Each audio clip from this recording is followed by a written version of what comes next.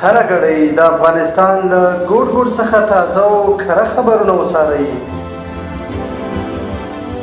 له امنیتي او سیاسي بدلون نیولې تر ټولنیزو، کلتوري او اقتصادي مسایلو پورې موږ یې بې پرې او متوازن تر تاسو رسوو.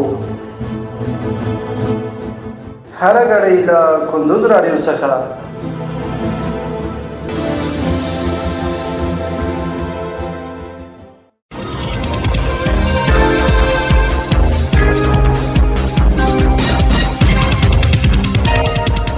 سلامونه او وخت مو په خیر. پام راوړم د کندوز رادیو د دې ساعت مهمو وروستۍ خبرونو ته.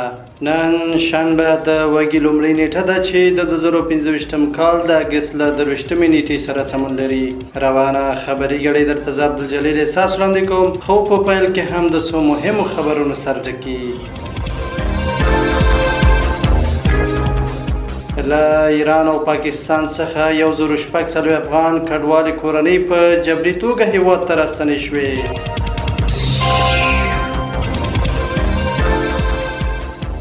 په هرات کې د کرنیزو حاصلاتو او مالدارۍ محصولاتو نه هم نندارتون جوړ شوی. په کندهار کې د 119 تاریخي سکو د قاچاق مخه ونیول شوه. او پوتین د جګړې درولو لپاره د اوکراین پر وړاندې نوي شرطونه وړاندې کړل.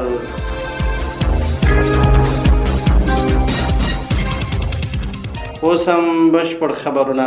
له ایران او پاکستان څخه 1006 افغان کډوالې کورنۍ په جبري توګه هیواد ته ستنې شوي.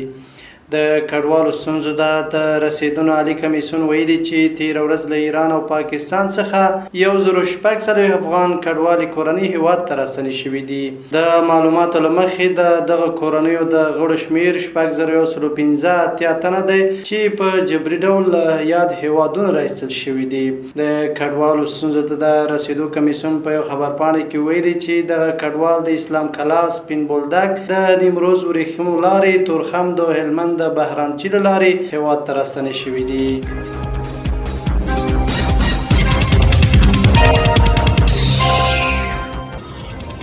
په هرات کې د کرنیزو حاصلاتو او مالدارۍ محصولاتو نه هم نندارتون جوړ شوی. د هرات د کرنې اوبو لګولو مالدارۍ ریاست مسؤلین وایي یاد نندارتون د کروندګرو او بڼوالو کرنیز حاصلات او تازه میوو د بازار موندنې په موخه جوړ شوی چې 40 غرفې انګور، انځر، شات او نورې تازه میوې د 3 ورځو لپاره نندارې ته وړاندې شي. په همدې حال کې د هرات سوداګرۍ او پانګونې خونې مسؤلین بیا روان کال د تیر کال په پرتله بهرني هیوادونو ته د تازه میوو صادرات له زیاتوالو خبر ورکوي.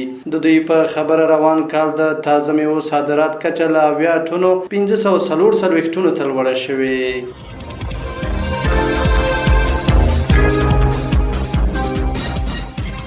په کندهار کې د 119 تاریخي سکو د قاچاق مخه ونیول شوه. د کندهار ولایتي چارواکي وایي چې سرحدي پولیسو د احمدشاه بابا نړیوال هوایي ډګر کې د 119 تاریخي سکو د قاچاق مخنیوي کړی. د کندهار د اطلاعات او کلتور ریاست ویلي دغه سکې چې بیلابیلو تاریخي دورو سره تړاو لري د یو کس له لوري متحده عربي اماراتو ته قاچاق کېدي. د مسؤلینو په خبره نیول شوي سکې به له ترمیم او پاکولو وروسته د کندهار موزیم کې نندارې ته کېښودل شي.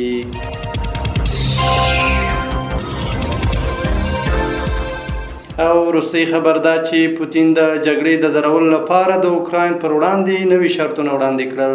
د راپور له مخې پوتین غوښتنه کړې چې د روسیې د پوځي عملیاتو د درولو بدل کې د اوکراین د دنباس سیمه په بشپړ ډول پرېږدي، د ناټو له غړیتوبه د لاس واخلي، کیف باید بې پرې پاتې شي او لویدیځو ځواکونو ته د خپلې خاورې د کارولو اجازه نه ورکوي.